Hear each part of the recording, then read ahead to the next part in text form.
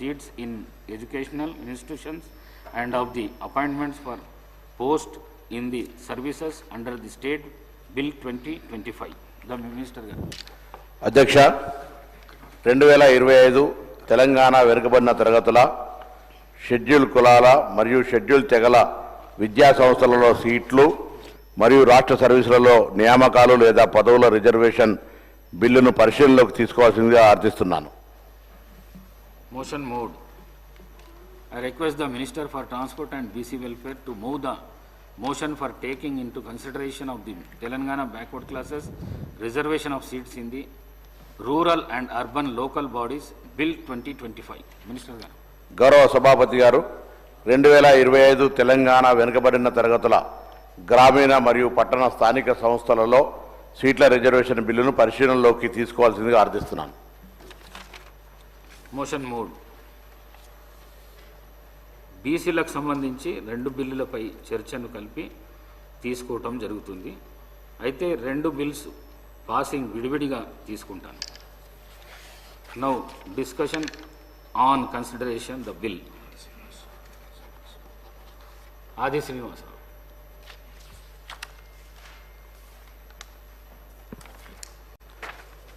అధ్యక్ష, ఈ శాసనసభలో ఓ సాహసోపేతమైనటువంటి నిర్ణయంతో ఎన్నో సంవత్సరాలుగా ఎదురు చూస్తున్నటువంటి బీసీల కళ నెరవేరిపోతున్న సందర్భంలో గౌరవ ముఖ్యమంత్రి పెద్దలు రేవంత్ రెడ్డి గారు ఓ కృత నిశ్చయంతో పెద్దలు రాహుల్ గాంధీ గారు లోక్సభ ప్రతిపక్ష నేత పాదయాత్ర చేస్తున్న సమయంలో ఈ దేశంలో ఉన్నటువంటి ఎవరి స్థాయితో తేలాల్సిందే, వారికంతా సమన్యాయం జరగాలి, రాజకీయ పరంగా విద్యాపరంగా ఉద్యోగపరంగా అనేటువంటి ఆలోచన వారు చెప్పినప్పుడు ఇదే నిండు సభలో గౌరవ ముఖ్యమంత్రి రేవంత్ రెడ్డి గారి ఆదేశాలతోటి బీసీ సంక్షేమ శాఖ మార్చులు నిరంతరం ప్రజల మధ్యలో పోరాటంతో తెలంగాణ ఉద్యమంలో కూడా ఓ బీసీ బిడ్డగా ముందుకు వచ్చినటువంటి పొన్నం ప్రభాకర్ గారి చేతుల మీదుగా ఆనాడు ఇదే అసెంబ్లీలో మనం ప్రవేశపెట్టుకొని ముందుకు పోయే క్రమంలో వెనుకబడిన తరగతుల షెడ్యూల్ కులాల షెడ్యూల్ తెగల మరి మిగతా బలహీన వర్గాలకు చెందినటువంటి ప్రజల అభ్యున్నతి నిమిత్తం వివిధ సామాజిక ఆర్థిక విద్యాపరమైన ఉపాధి విద్యా రాజకీయ అవకాశాల ప్రణాళికలను రూపొందించి అమలు పరిచేలా తెలంగాణ మంత్రివర్గం 4/2/2020 తేదీన చేసిన సిఫార్సు మేరకు తెలంగాణ రాష్ట్రమంతటా సామాజిక ఆర్థిక విద్యాపరమైన ఉపాధి రాజకీయ కుల సర్వే కులగణన సమగ్ర ఇంటింటి కుటుంబ సర్వేను సభ చేపట్టాలని ఈ సభ ఏకగ్రీవం తీర్మానించింది. అధ్యక్ష, రాష్ట్రంలోని వెనుకబడిన తరగతుల షెడ్యూల్ కులాల షెడ్యూల్ తరగతుల ప్రజలకు సంబంధించి బలహీన వర్గాల స్థితిగతులను మెరుగుపరచడానికి 10/10/2024 GOMS 18 ద్వారా ఉత్తర్వులు కూడా జారీ చేసింది. అధ్యక్ష, ఆ తదుపరి సుమారు 1,00,000 మంది ఎన్యూమరేటర్లు శాస్త్రీయ పద్ధతుల్లో ప్రభుత్వ ఉద్యోగులు ప్రతినిత్యం 8 నుంచి 10 ఇండ్లకు తిరిగి ఒక్కొక్క ఉద్యోగికి 150 ఇండ్లనే ఒక బ్లాక్గా చేసి ఒకే రోజు 150 కాకుండా 8-10 ఇండ్లు వారి ఇంటి దగ్గరకు వెళ్ళి శాస్త్రీయ పద్ధతిలో 55 రోజులు ఇంచుమించు. అధ్యక్ష, ఆ తదుపరి సుమారు 70,000 మంది ఉద్యోగస్తులు డాటా ఎంట్రీ చేసి ఏదైతే ముందుకు తీసుకుపోయే క్రమంలో అధ్యక్ష సోషల్ జస్టిస్ కేర్ ఆఫ్గా తెలంగాణ రాష్ట్రం నిలిచిన సందర్భంలో ఎవరు ఊహించిన విధంగా తెలంగాణ ప్రభుత్వం 2 చారిత్రక నిర్ణయాలు తీసుకొని ఈ బీసీ కులగణను ఎస్సీ వర్గీకరణ సంబంధించి కూడా ముందుకు పోయే క్రమంలో స్వాతంత్రం వచ్చిన తర్వాత మొదటిసారిగా తెలంగాణలో ఇది చేపట్టడం ఇది గర్వకారణంగా భావిస్తున్న అధ్యక్ష. ఇది మా గౌరవ ముఖ్యమంత్రి రేవంత్ రెడ్డి గారి పట్టుదలకు, నాకంటూ ఒక అవకాశం వచ్చినప్పుడు చరిత్రలో నిలిచిపోయే లేదు బలహీన వర్గాలు గత కొద్ది సంవత్సరాలుగా దశాబ్దాలుగా ఎదురు చూస్తున్నటువంటి దీన్ని అమలు చేయాల్సిందని చెప్పని రాహుల్ గాంధీ గారు ఇచ్చిన ఆలోచనను అందుకొని ముందుకు పోయే విధంగా మొట్టమొదటిసారిగా ఈ బృహత్ యజ్ఞాన్ని తలపెట్టింది. శాస్త్రీయంగా తప్పులు లేకుండా ఏదైతే ఈ కార్యక్రమం చేసినామో ఈరోజు దానికి అనుగుణంగా ఈరోజు ముందుకు పోతున్నటువంటి సందర్భాన్ని గుర్తు చేస్తూ ఈరోజు ఇక్కడ బిల్లును మనం అసెంబ్లీలో ప్రవేశపెట్టుకోవడం ఆనందదాయకం ఉంది. బీసీలందరూ కూడా ఈరోజు బలహీన వర్గాలకు సంబంధించి ఈరోజు మాకు న్యాయం జరగబోతుంది అనేటువంటి మాట ఈరోజు ఈ మండలి సందర్భంగా నీ మద్దతు తెలియజేస్తూ ఈరోజు అసెంబ్లీలో మండలిలో ఈరోజు ఆమోదించడమే కాకుండా ఈరోజు ఈ ముందుకు తీసుకుపోయేటువంటి క్రమంలో మా గౌరవ ముఖ్యమంత్రి గారు కూడా ఇప్పటికే మాట్లాడుతూ గత అసెంబ్లీ సమావేశంలో వెనుకబడిన తరగతులు, షెడ్యూల్డ్ కులాలు, తెగలు, ఇతర బలహీన వర్గాల అభివృద్ధికి ప్రభుత్వం కట్టుబడి ఉంది. రాష్ట్రంలోని వివిధ కులాల మధ్య వెలుగు చూసిన అసమానతను తగ్గించడానికి సరైన విధానాన్ని రూపొందించే విషయంలో మా ప్రభుత్వం సిద్ధుందని చెప్పని గౌరవ ముఖ్యమంత్రి రేవంత్ రెడ్డి గారు కూడా చెప్పినటువంటి సందర్భాన్ని ఒకసారి గుర్తు చేసి సభ ద్వారా మళ్ళీ తద్వారా ప్రతిపక్ష నాయకుడిగా ఉన్నటువంటి మా రాహుల్ గాంధీ గారు కూడా ఈరోజు ఈ తెలంగాణలో జరిగినటువంటి కులగణనను రోల్ మోడల్గా తీసుకొని భారతదేశ వ్యాప్తంగా కూడా చేయాలని చెప్పని లోక్సభలో వారు ఎలుగెత్తినటువంటి సందర్భం, తెలంగాణను అభినందించినటువంటి సందర్భాన్ని కూడా ఈ సందర్భంగా ఒకసారి గుర్తు చేస్తున్నాను అధ్యక్ష. ఈరోజు రాహుల్ గాంధీ గారు ఇక్కడ రాజీవ్ గాంధీ గారు ఐడియల్ సెంటర్లో కూడా వచ్చినప్పుడు గౌరవ ముఖ్యమంత్రి రేవంత్ రెడ్డి గారిని తెలంగాణ అభినందిస్తూ ఈరోజు ఈ భారతదేశానికి మీ తెలంగాణ కులగణన చేసి బీసీ కులగణన చేసి రోల్ మోడల్గా నిలిచిండ్రు. భవిష్యత్తులో ఈ ప్రభుత్వం భారతీయ జనతా పార్టీ 2025లో జరిపేటువంటి జనాభా లెక్కలతో పాటు కులగణన చేయాలని చెప్పని కోరడంతో పాటు ఒకవేళ భారతీయ జనతా పార్టీ ముందుకు రాకపోతే మన ప్రభుత్వం వచ్చినాక దేశవ్యాప్తంగా కూడా ఈ రేవంత్ రెడ్డి గారు తెలంగాణ వ్యాప్తంగా తీసుకున్నట్టు దాన్ని తీసుకొని దేశవ్యాప్తంగా కులగణన చేస్తామని చెప్పని కూడా చెప్పినటువంటి విషయాన్ని సందర్భంగా నేను గుర్తు చేస్తున్నాను అధ్యక్ష. ఈరోజు సంక్షేమం విషయంకి వస్తే ఈ దేశవ్యాప్తంగా భారతీయ జనతా పార్టీ మిత్రులు ఒప్పుకోకున్నా భారతీయ జనతా పార్టీ 11 సంవత్సరాల కేంద్రంలో అధికారులు ఉన్నప్పుడు కూడా ప్రజా సంక్షేమము ప్రతినిత్యం ప్రజలకు ఉపయోగపడే పథకం ఒక్కటి కూడా రాలేదు అధ్యక్ష.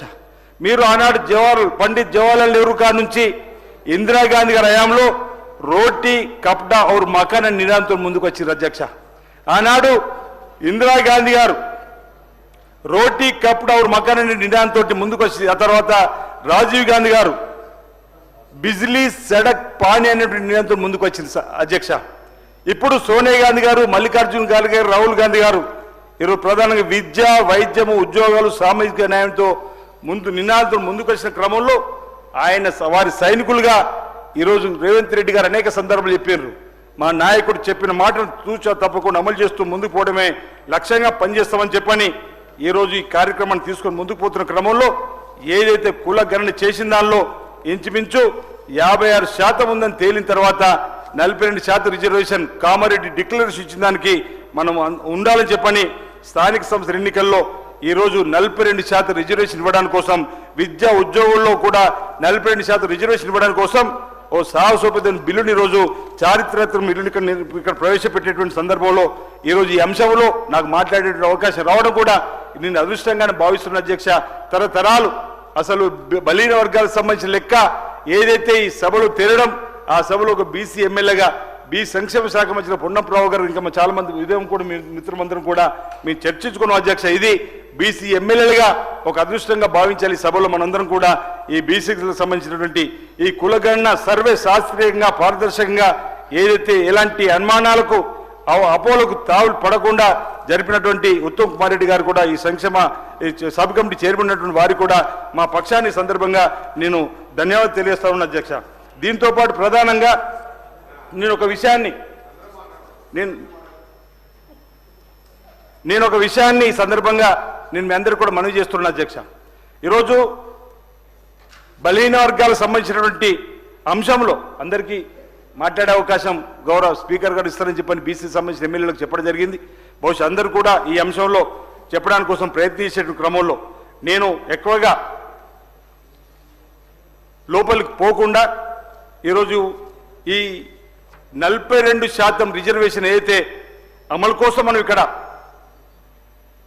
గౌరవ బీసీ సంక్షేమ శాఖ మంత్రి ప్రవేశపెట్టి దాన్ని మేము మద్దతు తెలియజేస్తూ భారత రాజ్యాంగంలోని షెడ్యూల్లోని 9లో చేర్చే విధంగా కేంద్రంలో ఉన్నటువంటి భారతీయ జనతా పార్టీ ముందుకు వచ్చే విధంగా, ఎందుకంటే ఇప్పటికే 50% పైగా ఉన్నటువంటి రాష్ట్రాలు తమిళనాడు అదేవిధంగా ఇతర రాష్ట్రాల్లో ఏదైతే అక్కడ 76వ రాజ్యాంగ సభను తీసుకొని వచ్చి షెడ్యూల్ 9లో చేర్చిన విధంగానే ఈరోజు ఇక్కడ అసెంబ్లీలో జరుగుతున్నటువంటి ఈ అంశాన్ని ఏదైతే 9 షెడ్యూల్లో చేర్చి ఎలాంటి న్యాయపరంగా సమస్య లేకుండా అక్కడ తమిళనాడులో చేసే విధంగా ఇక్కడ కూడా చేయాలని చెప్పిన ఈ సందర్భంగా ఈ సభ ద్వారా కేంద్ర ప్రభుత్వాన్ని కోరేటువంటి కార్యక్రమం చేస్తూ మన మైనార్టీలో కూడా 4% రిజర్వేషన్ ఇచ్చింది కూడా కాంగ్రెస్ పార్టీ ప్రభుత్వం అధ్యక్ష. అదేవిధంగా 1993 సంవత్సరంలో రాజీవ్ గాంధీ గారు ఉన్నప్పుడు 73-74 రాజ్యాంగ సభను తీసుకొచ్చి 34% ఈరోజు బీసీలకు అవకాశం కల్పించినటువంటిది కూడా కాంగ్రెస్ పార్టీ ప్రభుత్వం అన్నమాట. ఈ సందర్భంగా నేను తెలియజేస్తూ అధ్యక్ష, ఈరోజు బీసీ కులగణన ఎస్సీ వర్గీకరణ ఏదైతే ఈ సమావేశాలు పెట్టడం ఇది కాంగ్రెస్ పార్టీకి సంబంధించినటువంటి ఇది చిత్తశుద్ధి నిదర్శనం సందర్భంగా నేను చెప్పడానికి కోసం నేను ప్రయత్నం చేస్తున్నాను అధ్యక్ష. ఏదైతే వెనుకబడిన తరగతులు షెడ్యూల్ కులాలు తెగలు ఇతర బలహీన వర్గాల అభివృద్ధికి ఈ ప్రభుత్వం కట్టుబడి ఉందన్నమాట. ఈ సందర్భంగా నేను చెప్పేటువంటి సందర్భాన్ని గుర్తు చేస్తూ 2014 జరిపినటువంటి సమగ్ర కుటుంబ సర్వే గురించి కూడా ఒకసారి ఆలోచిస్తే అధ్యక్ష, ఆ ప్రభుత్వంలో ఒకే రోజు రాష్ట్ర వ్యాప్తంగా ఉన్నపలంగా జరిపినటువంటి సర్వే పట్టిక ఒకవేళ చూస్తే అది ప్రామాణికమే కాదని అనేక సందర్భాలు అన్నాం. ఎందుకంటే ఆనాడు తెలంగాణ ఆ రోజు టీఆర్ఎస్ ప్రభుత్వం క్యాబినెట్లో చర్చించే అసెంబ్లీలో కూడా పెట్టలే, అయినా ఒకవేళ అది ప్రామాణికం అనుకున్నా ఆనాడు బీసీ జనాభా అందులో ఉన్నటువంటి దాన్ని చూస్తే 51.09. ఇప్పుడు ఈ ప్రభుత్వం శాస్త్రీయంగా జరిపిన దానిలో 56.33% తేలింది అధ్యక్ష. ఈ రోజు తెలంగాణలో ఇది శాస్త్రీయంగా చేసినటువంటి సందర్భాన్ని దీన్ని కూడా వాళ్ళు తప్పుపెట్టే విధంగా చేసినటువంటి సందర్భాన్ని గుర్తు చేస్తూ ఈరోజు దేశవ్యాప్తంగా 51 జనాభా లెక్కలు జరిపినప్పుడు 52% ఉన్నట్టు ఆ రోజు చూసినాం. ఈ రోజు మన దగ్గర తెలంగాణలో 56.33%. ఇదివరకు లెక్క ఇక్కడ పక్కా లేదు అధ్యక్ష బీసీలకు సంబంధించింది. అలాంటిది ఈరోజు ఇక్కడ తెలంగాణలో ఈ బీసీలకు సంబంధించినటువంటి లెక్కను తీసుకొని రావడం జరిగింది. దీనికి ప్రభుత్వానికి అభినందనలు బీసీలందరూ కూడా తెలియజేస్తున్న మాట ఈ సందర్భంగా చెప్తూ ఒక 4 అంశాలు చెప్పి అధ్యక్ష, భారత 2014 జూన్ 2వ తేదీన రాష్ట్ర ఏర్పాటు తెలంగాణ ప్రజల ఆకాంక్ష నెరవేర్చుటకు సుదీర్ఘమైనటువంటి పోరాటంలో ఈ కొత్త రాష్ట్రం ఏర్పాటు సమావేశంలో ఈ జనాభా యొక్క సమగ్ర అభివృద్ధి గురించి కూడా చర్చ ఆ రోజు వచ్చింది అధ్యక్ష. దానికి అనుగుణంగా నేను ఒక 4 పదాలు చెప్పి భారత రాజ్యాంగంలోని 15వ ఆర్టికల్ యొక్క క్లాజ్ 4 ఏదైతే వెనుకబడిన తరగతుల పౌరులు లేక షెడ్యూల్ కులాలకు సంబంధించి విద్యా విషయంగా అభివృద్ధి చేయటకు ప్రత్యేక నిబంధన చేయడానికి ప్రభుత్వానికి వెసులుబాటు వీలు కల్పిస్తుంది అధ్యక్ష. అందుకే బిల్లు పెట్టడానికి మనం ముందుకు వచ్చినటువంటి సందర్భం. అదేవిధంగా భారత రాజ్యాంగంలోని 15వ ఆర్టికల్ యొక్క క్లాజ్ 5 ప్రభుత్వంలో సామాజికంగా మరియు విద్యా విషయంగా వెనుకబడిన తరగతులకు చెందిన పౌరులకు ఇతర షెడ్యూల్ కులాలకు సంబంధించిన వారికి కూడా విద్యా విషయాలు ప్రభుత్వం ద్వారా సాయం పొందినటువంటి ప్రైవేట్ విద్యా సంస్థలు సహా విద్యా సంస్థల్లో వారికి ఏదైనా ప్రత్యేక నిబంధన చేయటం కూడా వీలు కల్పిస్తుంది అధ్యక్ష ఈ భారత రాజ్యాంగంలోని 15వ ఆర్టికల్ క్లాజ్ 5 ద్వారా. అదేవిధంగా రాజ్యాంగంలో 10వ ఆర్టికల్ యొక్క క్లాజ్ వెనుకబడిన తరగతుల పౌరులకు ఈరోజు పోస్టులలో రిజర్వేషన్ అమలు చేయడం కోసం కూడా ఈరోజు అవకాశం కల్పిస్తుంది. అందుకే ఈరోజు ఈ కార్యక్రమం తీసుకోవడం జరుగుతున్నమాట. భారత రాజ్యాంగంలోని 38వ ఆర్టికల్ యొక్క క్లాజ్ 1లో జాతీయ జీవనంలోని అన్ని సామాజిక ఆర్థిక మరియు రాజకీయ న్యాయంతో సామాజిక భద్రతను వీలైనంత ప్రభావితంగా నిర్వహించడం ద్వారా కూడా రక్షించడానికి ప్రభుత్వానికి అవకాశం కల్పించింది అధ్యక్ష. అందుకే ఈరోజు ఈ బిల్లును ఈ విధంగా ప్రవేశపెడుతున్న మాట సందర్భంగా చెబుతూ భారత రాజ్యాంగంలోని 38వ ఆర్టికల్ యొక్క క్లాజ్ 2 ప్రభుత్వం ప్రత్యేకించి ఆదాయంలోని అసమానతలు తగ్గించడానికి ఏదైతే ముందుకు పోయే క్రమంలో వ్యక్తుల మధ్యన కాకుండా ప్రజా సమూహాల మధ్య కూడా హోదా ఇతర అసమానతలు తొలగించడానికి కోసం కూడా ప్రయత్నం చేయడానికి అవకాశం ఉంది అధ్యక్ష. ఈ సందర్భంగా నేను ఒకటి నా ద్వారా ప్రతిపాదన గౌరవ ముఖ్యమంత్రి గారికి అదేవిధంగా బీసీ సంక్షేమ శాఖ మంత్రులకు ఈ సభ ద్వారా తెలియజేస్తా ఉన్నా. అనేక కాంట్రాక్టు టెండర్లలో ఎస్సీ ఎస్టీలకు అవకాశం కల్పించినట్టుగానే బీసీ టెండర్ల ద్వారా పొందేటువంటి కాంట్రాక్టర్ కూడా 42% ఈరోజు వారికి రిజర్వేషన్ ఇవ్వాలని, అవుట్ సోర్సింగ్ కాంట్రాక్టులు కూడా 42% బీసీలకు సంబంధించిన వారికి ఇవ్వాలని చెప్పిన సందర్భంగా నేను మనవి చేస్తూ ఈరోజు ఈ బీసీలకు సంబంధించి ఈరోజు గౌరవనీయ సర్వోన్నత న్యాయస్థానం కూడా ఒక తీర్పు ఇచ్చి ఒకవేళ 10వ ఆర్టికల్ క్లాజ్ యొక్క రాజ్యాంగంలోని ఏదైనా పోస్టుల రిజర్వేషన్ 50% మించవచ్చని ఏదైతే తీర్పు కూడా ఉన్నటువంటిది కూడా అది ఇంద్ర సహాని వర్సెస్ భారత ప్రభుత్వం కేసులో కూడా చెప్పినటువంటిది కూడా ఈరోజు మనం అనుగుణంగా తీసుకొని 50% కూడా మించి తీసుకోవడానికి అవకాశం ఉందన్న మాట సందర్భంగా చెబుతూ ఎక్కడైతే ఈ కేసులో ఇంకొక అంశం కూడా అశోక్ కుమార్ ఠాకూర్ వర్సెస్ భారత ప్రభుత్వం 2008 6 SCC1 కేసులో కూడా ఈ విషయంలో రాష్ట్రం రిజర్వేషన్ 50% మించాలంటే పరిణాత్మకమైన డేటా ఆధారం ఉంటే దానిపై నిర్ణయం తీసుకోవచ్చని కూడా చెప్పింది అధ్యక్ష. దీని ప్రకారం ఏదైతే మనం ఈరోజు కులగణన చేసినామో ఆ కులగణన నుండి వచ్చినటువంటి 56% మనం తీసుకొని ముందుకు పోయినట్టయితే తప్పనిసరిగా 42% రిజర్వేషన్ మనం రావడానికి అవకాశం ఉంటుంది.